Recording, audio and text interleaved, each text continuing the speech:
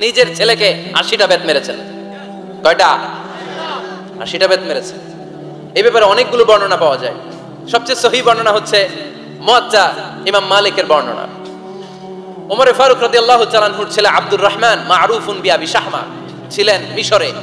ওখানে নাবিজ খেয়েছিলেন। নাবিজ হচ্ছে আরব দেশের লোকেরা দুধের মধ্যে শক্ত খুরমা রাত্রেবেলা ঢেলে দিত। ঢেলে দিলে সারা রাত ওই খুরমার রসটা দুধের সাথে মিশে দুধটা লাল হয়ে যেত।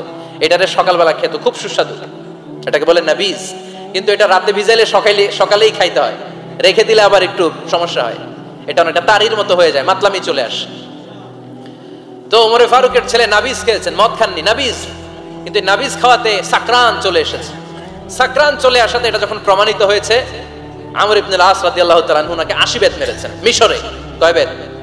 নিয়ম হচ্ছে সবার সামনে, কিন্তু সবার সামনে না মেরে একটু গোপনে মেরেছে। এই তথ্য যখন ওমর ফারুকের কাছে এসেছে, উনি বললেন না, মারতে হবে সবার সামনে, আলাদা মারলা কেন? ও মদিনায় ফিরে আসলে আমি আবার ৮০টা মারব। মদিনায় ফিরে আসার পরে সাইয়েদনা ওমর ফারুক ওই আগের ৮০টারে আর ধরেন নাই, নিজ হাতে আবার ৮০টা বেত মেরেছেন। এই বেত মারার ১ মাস পরে এই আবু শামা ইন্তেকাল করেছে। অনেক ঐতিহাসিক বলে এই বেতের আঘাতে মরেছে, কেউ কেউ বলেছে নিজের রোগের কারণে মরেছে। কিন্তু দিস ইজ দ্য ইনসাফ সিস্টেম অফ ওমর। নিজের ছেলে বলে ছেড়ে দেয় নাই। এখন নিজের ছেলে হইলে ৭ খুন মাফ, নেতার ছেলে হইলে ১০ খুন মাফ, এলাকার মোড়লের ছেলে হইলে ১০ খুন মাফ। নো পার্সিয়ালিটি ইন ইসলাম। ইসলামে পার্সিয়ালিটি নাই। আপনি নেতার ছেলে হন, আপনি বিজনেস ম্যাগনেটের ছেলে হন, আপনি যেই হন না কেন, ইসলামের দৃষ্টিতে সবাই সমান। চিল্লায় বলেন ঠিক কিনা? বনু মখজুমিয়া গোত্রের এক নারী চুরিতে ধরা পড়ল। সাহাবারা বললেন, নবী, মদিনা সবচেয়ে ভেরি প্রেস্টিজিয়াস এন্ড ডিগনিফাইড ফ্যামিলির মেয়ে, আপনি হাত কাটেন না, কারণ ইসলামের নিয়ম চুরি করলে কি কেটে দাও। বিশ্বনবী বললেন, বলো কি? হাত না কাটার জন্য তোমরা আমাকে রেকমেন্ড করছো? এটা আল্লাহর আইন। পৃথিবীর কেউ রেকমেন্ড করলো শোনার ক্ষমতা আমার নাই, কারণ আইনটা দিয়েছে কে? লাউ কানাত ফাতিমাতু বিনতি মুহাম্মাদিন সারাকাত লাকাদা মুহাম্মাদুন ইয়াদাহা। আরে বনু মাখজুমিয়া মেয়ে তো দূরের কথা, আমার কলিজার টুকরা ফাতেমাও যদি আজ চুরিতে ধরা পড়তো, তার হাত কেটে দিতে আমি ১ মিনিটও দেরি করতাম না। দিস ইজ ইসলাম। এই হচ্ছে ওমর ফারুকের মানাকিব। এরকম ওমর ফারুক কয়টা লাগবে? আওয়াজ করে বলতে হবে, কয়টা লাগবে? একটা লাগবে। এই সাইয়েদনা ওমর ফারুক মদিনার প্রথম চিফ জাস্টিস ছিলেন। সর্বপ্রথম উনার পরামর্শে সাইয়েদনা আবু বকর রাদিয়াল্লাহু তাআলা আনহু কোরআনকে সংকলন করেছেন। আমরা এই যে কোরআন পড়ি ৩০ পারা, এমদাদিয়া লাইব্রেরির ১১৪টা সূরা, কত সুন্দর সন্নিবেশ করা হয়েছে, এখানে সাজানো হয়েছে। আল্লাহর হাবিব সাল্লাল্লাহু আলাইহি ওয়াসাল্লামের সময় কি এরকম কোরআন ছিল নাকি? ছিল না। খেজুর পাতার মধ্যে, গাছের বাকলের মধ্যে, ওটের বড় হাড্ডির মধ্যে আর পাথরের মধ্যে খোদাই করা কোরআন ছিল। সাইয়েদনা আবু বকরের সময় রাদিয়াল্লাহু তাআলা আনহুর সময় যুদ্ধ হলো।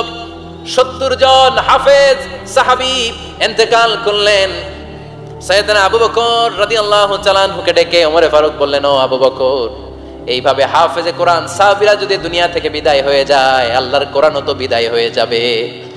আমার পরামর্শ হলো আপনি সব বয়োজ্যেষ্ঠ সাহাবীদেরকে একসাথে করে কোরআনের সব কাগজগুলোকে একসাথে করে একটা নির্ধারিত কপির মধ্যে কোরআনকে সংকলন করে ফেলেন। সাইয়েদনা আবু বকর বললেন, যেটা আমার নবী করেন এটা আমি কেমনে করি?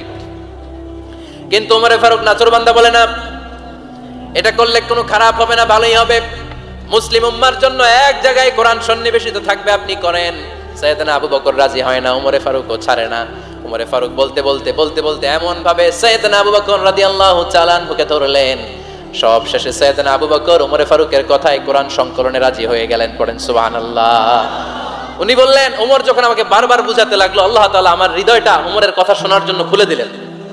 আল্লাহ তাআলা কেমন যেন আমাকে ইলহাম করলেন, আবু বকর করো, এই কাজের মধ্য দিয়ে আমি আমার কোরআনকে গোটা বিশ্বে জীবিত রেখে দেব।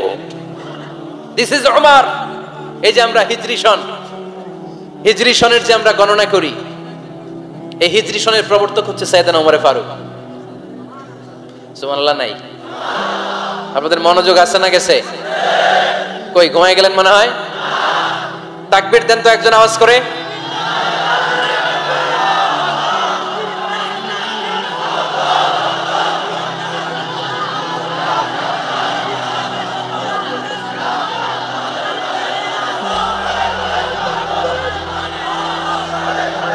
মাশাআল্লাহ, মাশাআল্লাহ। বসেন, বসেন, এখনই শেষ করে দেব কিছু সময়ের মধ্যে। আমরা একসাথে বিদায় নেব ইনশাআল্লাহ। ওঠা বসা করবেন না, ওঠা বসা করবেন না, বসেন।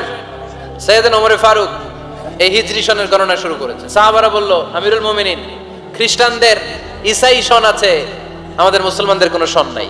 আমাদের একটা সন থাকলে আমাদের জিজিয়া নিতে, আমাদের যাকাতের টাকা উত্তোলন করতে অনেক সুবিধা হবে। ওমর ফারুক বললেন, তাহলে কোন সালকে হিজরি, কোন সালকে মুসলিম সাল হিসেবে আমরা ঘোষণা দিতে পারি? একজন বলল, আমার নবী যেই সালে জন্মগ্রহণ করেছেন ওই সালে। ওমর ফারুক বললেন, না, আমার নবীর জন্ম আমাদের জন্য খুশির দিন, কিন্তু এটা আমাদের জন্য প্রেরণা নয়, প্রেরণা নবীর কাজে, ঠিক কিনা? আরো কিছু সাহাবারা বলল, তাহলে যেই সালে আমার নবী ইন্তেকাল করেছে ওইটারে প্রথম সাল ধরেন। ওমর ফারুক বললেন, না, যেদিন তিনি ইন্তেকাল করেছেন এটা আমাদের দুঃখের দিন, এটা আমাদের প্রেরণা নয়। আমাদের প্রেরণা হচ্ছে বিশ্বনবীর ত্যাগ, তিতিক্ষা আর কাজের মধ্য দিয়ে, জোরে কোন ঠিক কিনা? ওমর ফারুক বললেন, যেদিন বিশ্বনবী ইসলাম রক্ষায় নিজের মাতৃভূমি ছেড়ে মক্কা থেকে মদিনায় গিয়েছেন ওই দিনটাকে হিজরি প্রথম দিন ধরে আমরা হিজরি সাল গণনা করে শুরু করে দেব। ওইটাই হচ্ছে হিজরি সন। সেখান থেকে হিজরি সনের প্রবর্তন করেছেন সাইয়েদনা ওমর ফারুক রাদিয়াল্লাহু তাআলা আনহু। এই যে স্টেট গভর্নমেন্ট, এই যে প্রিজন, জেলখানা, ক্যান্টনমেন্ট, সচিবালয়, গণভবন, বঙ্গভবন, মুক্তিযোদ্ধাদের ভাতা, রাষ্ট্রীয় ভাতা, এই সব নিয়ম কানুন সাইয়েদনা ওমর ফারুক তার রাষ্ট্রীয় আমলে তিনি নিজে করেছেন। চিল্লায় পড়েন আল্লাহু আকবার। মুসলমানদের আলাদা কারেন্সি, নিজস্ব মুদ্রা ব্যবস্থা নিজে চালু করেছেন। সৈনিকদের মধ্যে যারা বিবাহিত প্রতি 6 মাস অন্তর অন্তর 1 মাসের ছুটি কাটাতে তারা ফিরে আসবে, সাইয়েদনা ওমর ফারুক চালু করেছেন। চিল্লায় আওয়াজ করে পড়েন আল্লাহু আকবার। এই যে আমরা 20 রাকাত সালাতুত তারাবি পড়ি রমাদানে, পড়েন না আপনারা? এটা সাইয়েদনা ওমর ফারুক চালু করেছেন।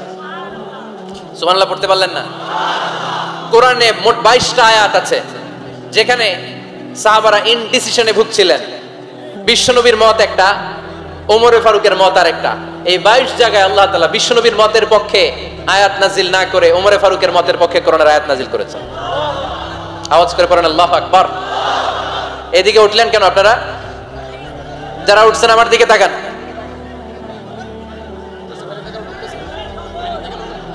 কিছু ভিতরে ঢুকতেছে, কিছু বাইরেতেছে না?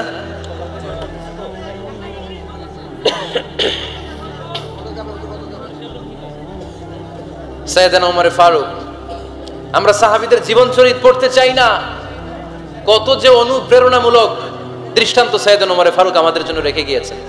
ওমর ফারুক যখন খলিফা, দিনের বেলায় যদি রাষ্ট্রে কোনো নিয়ম জারি করতেন, দিনের বেলায় জনগণকে কোনো বিষয়ে যদি নিষেধ করতেন, রাত্রে বেলায় খাওয়ার সময় ফ্যামিলি মেম্বারদের সবাইকে বলতেন, এই দিনের বেলা আমি জনগণকে এই কাজ করতে নিষেধ করেছি, তোমরা আমার ফ্যামিলি মেম্বার, খবরদার তোমরা এই কাজ করো না। জনগণ করলে যতটুকু শাস্তি, তোরা করলে পাবি ডবল শাস্তি। সুবহানাল্লাহ কইবেন না? আমাদের নেতারা ওই বাড়ির বিচার করে, ওই বাড়ির মাইয়ার বিচার, ওই বাড়ির পোলার বিচার, নিজের পোলা গাঞ্জা টানে, আছে না নাই? নিজের মেয়ে অপরাধ করে, আছে না নাই? কি নেতা ছিলেন ওমর ফারুক!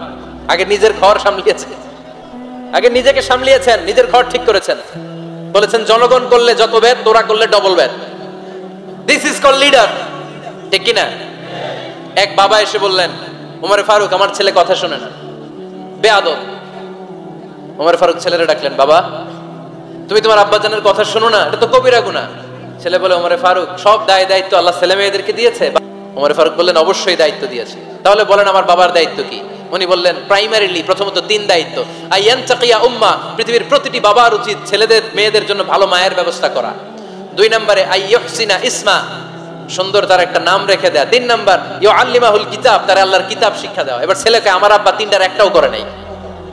এবার ওমর ফারুক রেগে গেলেন, বাবার কাঁধে ধরলেন, বললেন তুই ছেলের জন্য বিচার নিয়ে আসলি, তোর 3টা দায়িত্বের একটাও তুই পালন করিস নাই। ছেলে বলে, আমিরুল মুমিনিন আমার মা নর্তকী, আমার মা মাজুসি, আমার মায়ের মধ্যে কোনো আদব কাদব নাই, সুন্দরী দেখে আমার মারে বাবা বিয়ে করছে, আমার মায়ের কাছ থেকে জীবনে কিছু শিখি নাই। 2 নাম্বার সাম্মানি খানফাসা, আমার বাবা আমার নাম রেখেছে চামচিকা। কি নাম রাখছে? এটা নাম হইলো একটা, এরকম উল্টাপাল্টা নাম আছে না নাই? না, এগুলো রাখবেন না। আব্দুল্লাহ রাখবেন, আব্দুর রহমান রাখবেন, আর একটা কি বলছি আজকে? হুযায়ফা রেখে দিয়েন, পারবেন? ওয়ালাম ইউআল্লিমনি হারফাম মিন কিতাবিল্লাহ, আমিরুল মুমিনিন শুধু তাই না, আল্লাহর কোরআনের একটা অক্ষর আমার বাবা কোনোদিন আমারে শিক্ষা দেয় নাই। ওমর ফারুক রেগে গেলেন, এবার বাপের কান্দে দইরা মারতে শুরু করলেন। তুই পোলার নামে বিচার নিয়ে আইছিস, তোরে মার দিমু আগে। এরকম নেতার দরকার আছে না নাই? মদিনায় এক লোক তার বউরে রাগের চোটে 100 তালাক দিয়ে ফেলছে। কয় তালাক? দেয়ার নিয়ম কয়টা? দিছে কয়টা? এবার স্ত্রী কাঁদতে কাঁদতে এসে বলে, আমিরুল মুমিনিন দেখেন, আমার স্বামী আমারে রেগে মেগে 100 তালাক দিছে। ওমর ফারুক বললেন, দইরা নিয়ে এটারে নিয়ে আসা হলো। ওমর ফারুক বললেন, কয়টা তালাক দিয়েছো? কয় 100টা। কেন দিছো? কয় মাথা গরম আছিল। এরকম আছে না? তালাক দেওয়ার সময় সব তালাক, তুই তালাক, তোর মা তালাক, তোর বোন তালাক, সব তালাক। তালাক দিবে ওয়াইফ রে, দিতেছে সবাই রে। তো ওমর ফারুক বললেন, দিবে 3টা, 100টা দিলা কেন? কয় মেজাজ গরম ছিল। কয় দাঁড়া, আত-তালাকু মিন শাআইরিল্লাহ, তালাক হচ্ছে আল্লাহর দেয়া বিধানের একটা নিদর্শন। এটা নিয়ে তুই খামখেয়ালি করলি? আমার রায় শোন, আমার রায় হচ্ছে 3 তালাকে তোর বউ তালাক, বাকি 97 তালাক তোর পিঠের উপরে পড়বে। এরকম বিচারের দরকার আছে না নাই? এরকম দৃষ্টান্তমূলক বিচার যদি বাংলার জমিনে দেয়া হতো, আর কোন নারী ধর্ষিতা হতো? আর কোন নারীকে অ্যাসিড মারা হতো? আর কোন নারী যৌতুকের জন্য কান্না করতো? একটা আমল লাগবে, বেশি না। কয়টা লাগবে? তিনি গভর্নর সিস্টেম চালু করেছিলেন, governor system, Islamic state. Bahrain, Yemen, মিসর, কুফা, বসরা, মক্কা, মদিনা, এই 7 জায়গায় 7 জন গভর্নর পাঠিয়েছেন। তাদের থেকে তথ্য নিতেন। এই গভর্নর সিস্টেম উনি বানিয়েছেন। সাইয়েদনা আমর ইবনে আল আস রাদিয়াল্লাহু তাআলা আনহুকে পাঠিয়েছেন মিশরে। মিশরে একটা দৌড় প্রতিযোগিতা হতো। ওই দৌড় প্রতিযোগিতায় আমর ইবনে আল আস রাদিয়াল্লাহু তাআলা আনহুর ছেলে অংশগ্রহণ করেছে, কিন্তু এক মিশরি ওই দৌড় প্রতিযোগিতায় চ্যাম্পিয়ন হয়ে গেছে। রানার্স আপ হয়েছে আমর ইবনে আল আসের ছেলে। এবার মিশরি ফার্স্ট আর গভর্নরের ছেলে সেকেন্ড। রাগের চোটে আমর ইবনে আল আসের ছেলে ওই মিশরির মাথার মধ্যে কয়েকটা বাড়ি মেরেছে। মিশরি বলে, আমার মারলা কেন? তুমি খেলায় পারো না, আমারে মারলা কেন? কয়, আনা ইবনুল আকরামিন, আমি গভর্নরের পোলা, আমি যা বলবো এটাই হবে, আমার উপরে কথা নাই। মিশরি ওইখানে আর ঝগড়া বাঁধায় নাই, মনে দুঃখ নিয়ে মদিনায় চলে আসলেন। এসে বললেন, আমিরুল মুমিনিন, আপনি আমর ইবনুল আস রাদিয়াল্লাহু তাআলা আনহুকে মিশরের গভর্নর বানিয়ে পাঠিয়েছেন। একটা প্রতিযোগিতায় আমি চ্যাম্পিয়ন হয়েছি, ওনার ছেলে হয়েছে রানার আপ।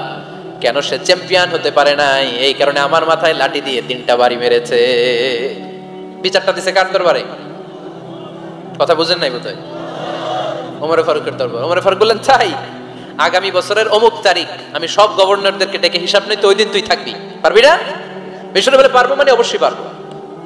ওই দিন 7 রাজ্য থেকে 7 গভর্নর হাজির, গভর্নরদের ছেলেরাও হাজির, মিশরীয় হাজির।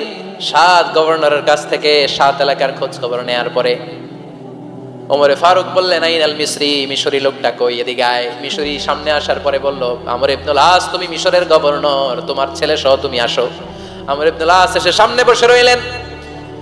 এবার বললেন, ও আমর ইবনুল আসের ছেলে, তুমি নাকি ইবনুল আকরামিন গভর্নরের ছেলে, তুমি যা বলবা মিশরে নাকি তাই হবে, তোমার নাকি অনেক দাপট।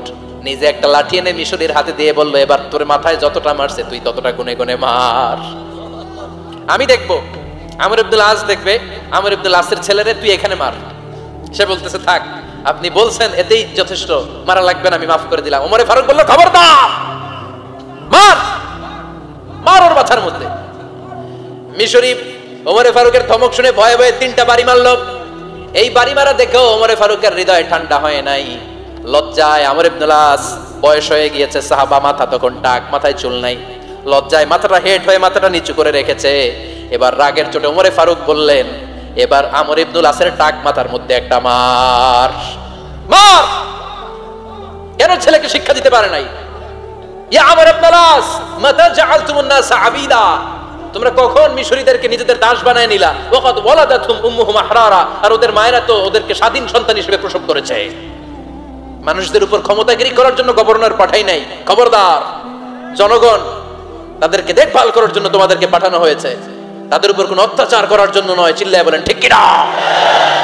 এরকম নেতা কয়টা লাগবে? কয়টা? ওই নেতার নাম কি? ওমর। হ্যাঁ, হুয়া ইয়াতি ওমর। 22 জায়গায় বিশ্বনবী কয় একটা, ওমরে ফারুক বলে আরেকটা। আল্লাহ বলে, বিশ্বনবী, আপনার পক্ষে আমি আয়াত নাজিল করতে পারলাম না, আমি ওমরের পক্ষে নাজিল করে দিলাম। বিশ্বনবী বলতেন, ইন্নালি কুল্লি উম্মাতিন মুহাদ্দাস, সব উম্মতের মধ্যে, সব নবীদের উম্মতের মধ্য থেকে একজন করে আল্লাহ তাকে মুহাদ্দিস বানাতো। মুহাদ্দিস না, মুহাদ্দাস। মুহাদ্দাস মানে এমন লোক যিনি যা ভাবতো ওই ভাবনাটাই আল্লাহ আয়াত হিসেবে নাজিল করে দিতেন। বিশ্বনবী বলেন, আমার উম্মতের মধ্যে মুহাদ্দাস হচ্ছে সাইয়েদনা ওমর। মদিনার সবচেয়ে বড় মুনাফিকের নাম আব্দুল্লাহ ইবনে উবাই ইবনে সালুল, সব মুনাফিকদের সরদার, কিন্তু এই মুনাফিকের ছেলেটা হলো পাক্কা ইমানদার। এই ছেলের নাম হলো আব্দুল্লাহ। আওয়াজ করে বলেন ছেলের নাম কি? আব্দুল্লাহ ইবনে উবাই ইবনে সালুল মুনাফিক সরদার যখন ইন্তেকাল করলো, সাইয়েদনা আব্দুল্লাহ রাদিয়াল্লাহু তাআলা আনহু বিশ্বনবীর কাছে এসে চোখের পানি ছেড়ে ডেকে বলে, নবী আপনিও জানেন আমিও জানি, মদিনার সবাই জানে আমার আব্বা মুনাফিকদের সরদার, কিন্তু আমার মন তো মানে না, আমার তো পিতা, আমার তো বাবা লাগে, আমার তো মন মানে না। আপনিও জানেন মুনাফিক, আমিও জানি মুনাফিক। নবী আপনার দরবারে কিছু আমি চাই না, আপনার গায়ের একটা জামা দেন, আপনার জামাটা পরিয়ে আমার বাবারে দাফন দিব। এর উসিলায় যদি আমার আব্বারে আল্লাহ মাফ করে দেয়, দয়ার নবী মায়ের নবী জামা খুলে দিয়ে দিলেন। পড়েন সুবহানাল্লাহ। আব্দুল্লাহ রাদিয়াল্লাহু তাআলা আবার আবদার চললেন, নবী জানি আমার বাবা মুনাফিক, কিন্তু আমার তো বাবা, আপনার দরবারে ফরিয়াদ, আপনি নিজে যে আমার বাবার জানাজার নামাজের ইমামতি করবেন। দয়ার নবী মায়ার নবী জানাজার নামাজে যেতে চাইলেন। ওমরে ফারুক বললেন, নবী না, খবরদার আপনি উবাই ইবনে সালুলের জানাজায় যাবেন না। বিশ্বনবী জোর করে যেতে চাইলেন। সাইয়েদনা ওমরে ফারুক বিশ্বনবীর জামা পেছন থেকে টেনে ধরলেন। আল্লাহু আকবার, টেনে ধরলেন, যাবেন না আপনি। ওমরে ফারুকের হাত থেকে হ্যাচকা টান মেরে জুব্বা টান দিয়ে বিশ্বনবী জানাজায় চলে গেলেন। রব্বুল আলামিন আয়াত নাজিল করলেন, ইস্তাগফির লাহুম আও লা তাস্তাগফির লাহুম ওয়া ইন তাস্তাগফির লাহুম ৭০ মাররাতান ফালান ইয়াগফিরাল্লাহু লাহুম। নবী গো, একবার নয়, দুইবার নয়, ৭০ বারও যদি এই মুনাফিকের জন্য আপনি ক্ষমা চান, তার জন্য ক্ষমা নাই, তার জন্য আছে জাহান্নাম।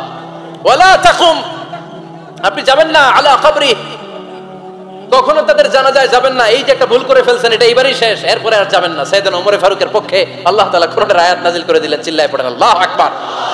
এইভাবে 22টা জায়গায় ওমর ফারুক যা বলেছে, এটা নিয়ে একটা আলাদা আলোচনা হইতে হবে, আলাদা একটা আলোচনা লাগবে যে 22টা আয়াতে আল্লাহ তাআলা বিশ্বনবীর পক্ষে কোরআনের আয়াত নাজিল না করে সাইয়েদনা ওমর ফারুকের পক্ষে আয়াত নাজিল করেছেন। চিল্লায় পড়েন সুবহানাল্লাহ। ওই ওমর ফারুককে আমাদের মডেল বানানোর দরকার আছে না নাই? ওই ওমর ফারুকের জীবনী আমাদের ছেলে মেয়েদেরকে পড়ানোর দরকার আছে না নাই? আমাদের ভবিষ্যৎ প্রজন্ম এগুলো জানে না। ওরা সালমান খান দেখে বড় হয়, ওরা শাহরুখ খান দেখে বড় হয়, ওরা ঋত্বিক রোশনকে দেখে বড় হয়, ওরা মনে করে যে এরাই বড় সুপার হিরো। আমাদের যে কত বড় সুপার হিরো আছে এরা জানেই না। নতুন প্রজন্মের কর্ণকহুরে সাইয়েদনা ওমর ফারুকের ইতিহাস পৌঁছে দেওয়ার দরকার আছে না নাই? ওমর ফারুকের ইন্তেকালের ঘটনাটা বলেই আমরা মোনাজাতের দিকে যাব। শুনবেন? শুনতে চান? উনি স্বপ্নে দেখলেন একটা লাল মোরগ ওনাকে 3টা ঠোকর মেরেছে। কয়টা? উনি জুমার নামাজে, জিলহজ মাসের শেষ সপ্তাহে জুমার নামাজে বললেন যে একটা লাল মোরগ 3টা ঠোকর মেরেছে। মুগীরা ইবনে শুবা রাদিয়াল্লাহু তাআলা আনহুর দাস আবু লুলু আল মাজুসি, এই লোকটা খঞ্জর বানাতে পারত। মুগীরা রাদিয়াল্লাহু তাআলা আনহুর দাস। মুগীরা প্রতিদিন 4 দিরহাম করে চার্জ করত, যেহেতু দাস। সে এসে বিচার দিল, আমিরুল মুমিনিন, মুগীরা আমার থেকে বেশি টাকা চায়, জুলুম করে। ওমর ফারুক বললেন, তাই? তুমি কি কাজ জানো? বলে, আমি খঞ্জর বানাতে জানি। বাড়ি কই? পারস্য। আরে তুমি খঞ্জর বানাতে জানলে তো 4 দিরহাম অনেক কম, সে তো আরো বেশি টাকা নেওয়া দরকার ছিল তোমার থেকে। আবু লুলুর এই কথা পছন্দ হয় নাই। সে কয়, ওমর তুমি সবারে দয়া দেখাও আর আমার ক্ষেত্রে কঠিন নিয়ম বানাইলা, দাঁড়াও এই নিয়ম তোমার আমি দেখাবো। এই রাগে সে বাড়িতে যে একটা খঞ্জর বানালো। কি বানালো? খঞ্জর চিনেন? ছোট্ট ছুরি। কিছুদিন আগে ওমানের সুলতান কাবুস ইন্তেকাল করেছে, জানেন আপনারা? ওনার এই কোমরের মধ্যে খঞ্জর থাকতো, ছবিতে দেখছেন? আরব শায়েখ যারা সুলতান আমির, কোমরে কি থাকে? ছোরা থাকে, খঞ্জর। সে বাসায় যে একটা খঞ্জর বানালো, যেই খঞ্জরের 2 মাথা, লাহু রাসান ওয়া মাকবাদাতুহু ফি ওয়াসাতি, আর ধরার হ্যান্ডেলটা মাঝখানে, এদিকেও ছুরি এদিকেও ছুরি, যাতে এইভাবে মারা যায়। সে ধার দিতে লাগলো আর বলল, ওমর দাঁড়াও, তোমার আমি দেখাবো। ওমর ফারুক মসজিদে নববীর ইমাম, ফজরের নামাজের সময় এ আবু লুলু আল মাজুসি বুরনুস পরে, চাদর পরে, লুকিয়ে লুকিয়ে, সে অগ্নি উপাসক, মুমিন নয়, ওমর ফারুককে অ্যাটাক করার জন্য গেলেন মসজিদে নববীতে। ওয়াকানু ইউসাল্লুনা বিগালাস, তখন ওনারা অন্ধকারে নামাজ পড়তো। নামাজের সময় যখন হলো, লুকিয়ে লুকিয়ে প্রথম কাতারে ওমর ফারুকের পিছনে মুয়াজ্জিনের পাশেই দাঁড়ালো, হাতে খঞ্জর। একামত হলো, ওমর ফারুক সালাত শুরু করলেন, ফজরের সালাত, আল্লাহু আকবার। নামাজ শুরু করলেন, সূরা ফাতিহা বললেন। আরেকটা সূরা যখন পড়তে যাবেন, in the mean time Abu Lulu এই খঞ্জর নিয়ে ওমর ফারুকের বুকের মধ্যে 3টা স্টেবিং করলেন। একটা মারলেন নাভির নিচে, মারার সাথে সাথে পাকস্থলী কেটে গেল। আরেকটা মারলেন পাজরে, পাজর ছিঁড়ে গেল। তিনটা মারার পরে ওমর ফারুক বললেন কাতালানি আল কাল, এক কুকুর আমাকে মেরে ফেলেছে। পেছন থেকে এক সাহাবীকে টান মেরে সামনের দিকে নিয়ে গেলেন, তুমি নামাজের ইমামতি করাও। আর ওমর ফারুককে বাকিরা ধরাধরি করে পেছনে নিতে আরম্ভ করলেন। আর এই আত্মাই আক্রমণ যে করেছে সে কাতারের মাঝখান দিয়ে যেতে আরম্ভ করলো আর দুই দিকে ছুরি মারতে আরম্ভ করলো।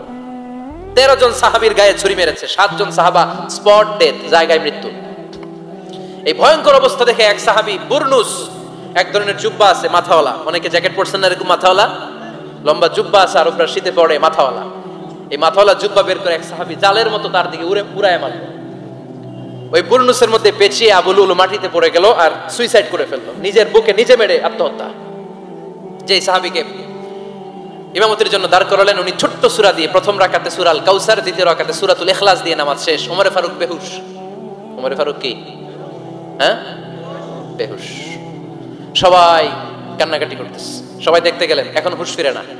মুখের মধ্যে মুখ খুলে রাষ্ট্রের চিকিৎসক মুখের মধ্যে দুধ দিলেন, ওই নাভি দিয়ে দুধ বের হয়ে যায়, পাকস্থলী কেটে ওখান দিয়ে দুধ বের হয়ে যাচ্ছে। তারা বললো ওনারে বাঁচানো সম্ভব না, দেখেন হুঁশ ফিরে কিনা।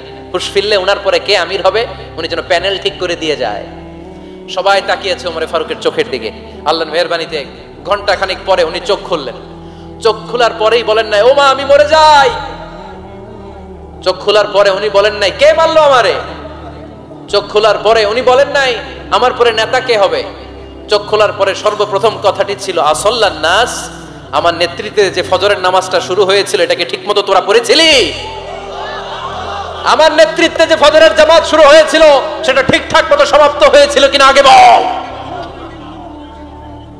আসল্লান নাস, নামাজটা হয়েছে কিনা বল। সুবহানাল্লাহ কইতে পারলেন না? This is Omar, hour super hero. নেতা অনেকগুলো লাগে না, এরকম নেতা একটাই যথেষ্ট যে গোটা বিশ্বকে কাঁপায় দিতে পারে। চিল্লায় বলো ঠিক কিনা? আমরা চাই আমাদের ছেলেগুলো ওমর ফারুকের মতো বড় হোক। আমরা চাই আমাদের ছেলে মেয়েগুলো খাব্বাব, খুবাইব, সাইয়েদনা আলী, উসমান, আবু বকর রাদিয়াল্লাহু তাআলা আনহুর অনুসরণে বড় হোক, ঠিক কিনা? আমরা একটা ওমর চাই যিনি আমাদেরকে সালাতের শিক্ষা দিয়ে গিয়েছেন, ইন্তেকালের আগে বলেছেন সাল্লান নাস। এজন্য আমরা যেন নামাজ কখনো নষ্ট না করি। আল্লাহর জমিনে দ্বীন বাস্তবায়ন আসাদ্দুহুম ফি আমরিল্লাহি ওমর। ওমর রাদিয়াল্লাহু তাআলা আনহুর মতো এত কঠোর কেউ ছিলেন না।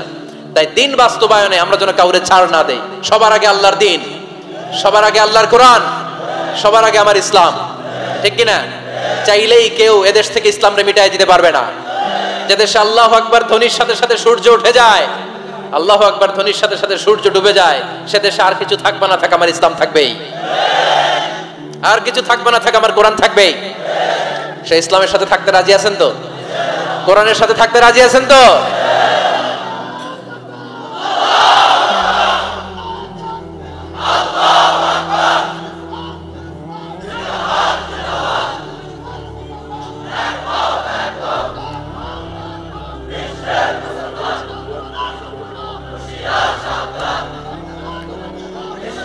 আল্লাহ আমাদের সবাইকে কবুল আর মঞ্জুর করে নেক। আমরা পড়ি আমিন। উঠলেন কেন? দোয়া হইছে? হুজুর বসে আছে, হুজুর দোয়া করবেন। বসেন বসেন বসেন বসেন। কয়েকজন ভাই কালিমা পড়ে মুসলমান হতে চায়। মোহতামিম সাহেবের হাতে, মোহতামিম সাহেবের হাতে ওনার মাদ্রাসায় আগামীকাল তারা কালিমা পড়বে। আমরা তাদের জন্য দোয়া করি, আল্লাহ তাআলা আমার ভাইদেরকে ইসলামের জন্য কবুল করে নেক। আমরা যা শুনলাম আমরা যেন আমল করতে পারি, আল্লাহ তুমি তৌফিক দাও। আল্লাহ আমাদের মধ্যে ভ্রাতৃত্ব ভালোবাসা তুমি বাড়িয়ে দাও। আল্লাহ আমরা এই ফরিদপুরের ময়দানে এই রজনীতে যেমনি একসাথে বসতে পারলাম, তোমার জান্নাতেও যেন একসাথে বসতে পারি, তুমি তৌফিক দান করো।